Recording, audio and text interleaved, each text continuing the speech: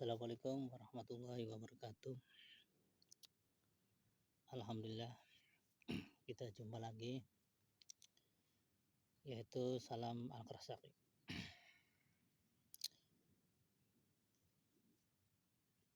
Ini membahas tentang Omelik dalam suatu mimpi yang semalam. Jadi intinya dalam mimpi tersebut ada salah satu ikhwan Tijani membahas tentang kesesatan Baiat Al-Karsaki. Itu dalam mimpi, ya untuk kenyataan sih tidak tahu. Dalam mimpi tersebut, Baiat Al-Karsaki itu adalah sesuatu yang sangat sesat. Nah, di sini saya menjelaskan bagi secara keumuman orang biasa, orang awam, bahwa Baiat Al-Karsaki itu adalah sah untuk dibaca. Karena ada nilai sejarah dan juga ada ketika menemukan inti Baiat Al-Karsaki itu. Jadi ada petunjuk yang mengarah untuk membuat satu tulisan atau catatan yang merujuk Baiat Al-Karsaki. Jadi kalau untuk Ikhwan Tijani, apalagi sampai Muqaddam, bahwa Baiat Al-Karsaki itu memang sesat adanya, tidak boleh dibaca, tidak pantas untuk dibaca. Karena kedudukan orang Tijani itu lebih mulia di atas segalanya. Jadi pemilik mimpi tersebut juga membahas sangat berbahaya, yaitu Baiat Al-Karsaki itu. Ya memang benar kalau kita orang-orang Tijani membaca Baiat Al-Karsaki itu sangat dilarang. Bahkan Ikhwan atau Muqaddam sekalipun tidak boleh membaca Baiat itu. Kalau hanya untuk meyakini kebenaran Baiat tersebut, ya mari kita kembalikan kepada Sayyidi Syekh Ahmad Tijani dan Rasulullah sendiri. Karena emang Baiat Al-Karsaki itu tidak boleh dibaca, khususnya Ikhwan Tijani, baik yang Ikhwan ataupun Muqaddam. Tetapi kalau secara keseluruhan orang awam itu boleh dibaca. Jadi asal muasalnya Baiat Al-Karsaki itu seperti ini. Ketika itu waktu kurang lebih 12 tahun yang lalu ceritanya. Jadi banyak dari murid-murid saya itu mengamalkan sholat Fatih. Nah, sedangkan sholat Fatih itu kalau yang tidak Tijani itu dikatakan muhibin Tijani.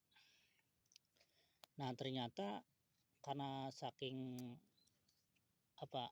cintanya dengan sholat Fatih dan suka membaca sholat Fatih, akhirnya mendapat satu petunjuk rahasia-rahasia yang orang lain mungkin belum tahu. Ya mungkin orang lain juga tidak bisa merasakan petunjuk-petunjuk tersebut.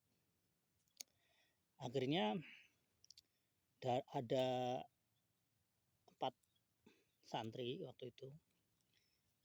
Namanya ada Ami Jahra, ada Habibah Ahmad, ada Ainul Yakin, juga ada Anissa.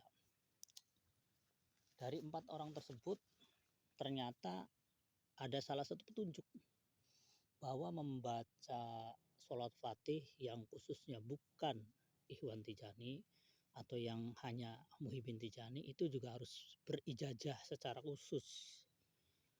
Ternyata ijazah khusus itu setelah mendapat petunjuk dari 4 orang santri tersebut, ada rangkumannya, ada talqinnya atau ada baiatnya.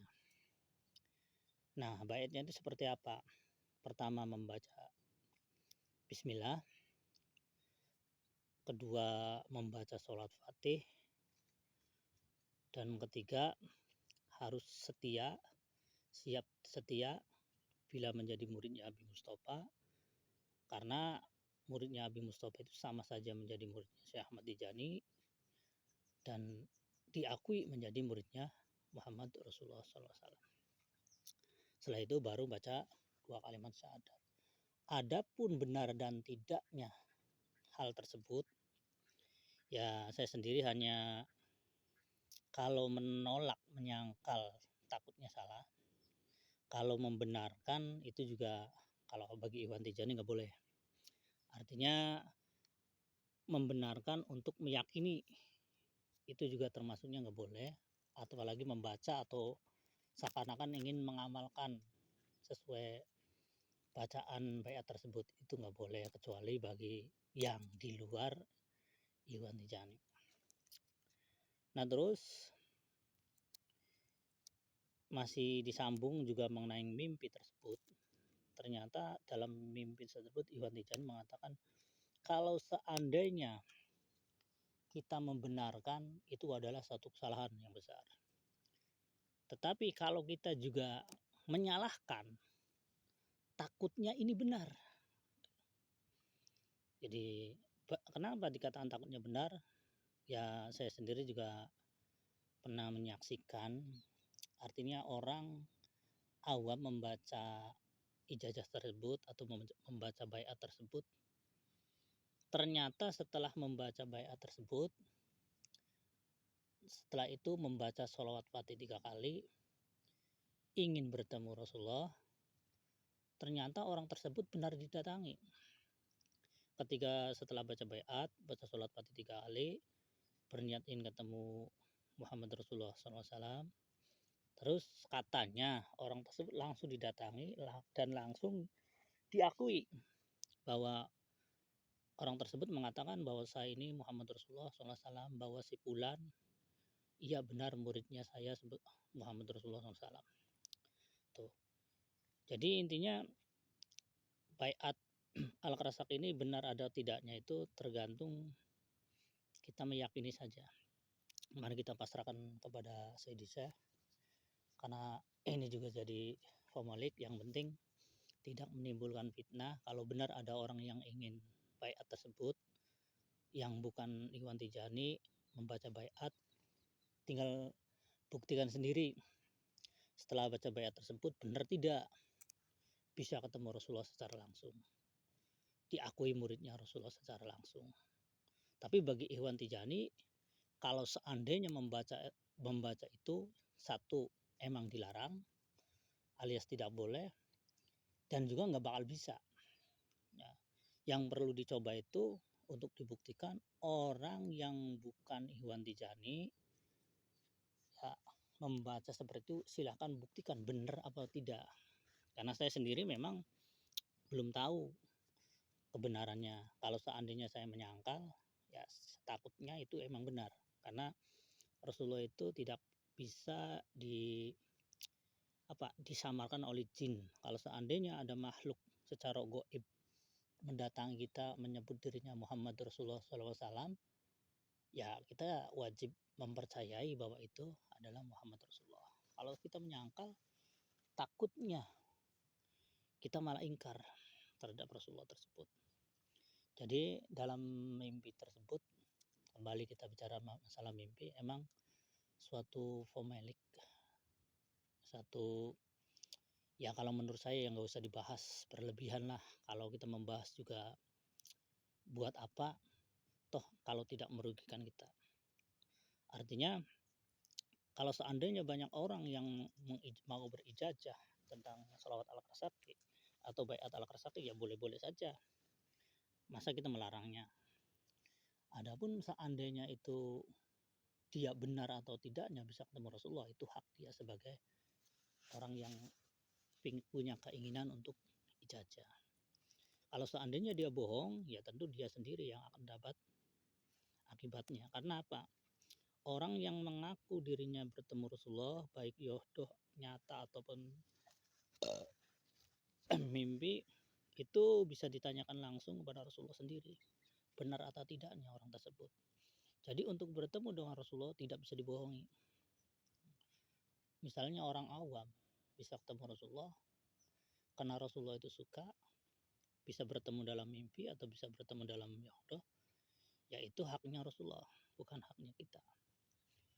Adapun seandainya orang itu cuma mengaku-ngaku ketemu Rasulullah, nah setelah itu ada ikhwan atau ada muqaddam yang ketemu Rasulullah menanyakan secara langsung, dia bisa tahu bahwa dia itu bohong atau tidak.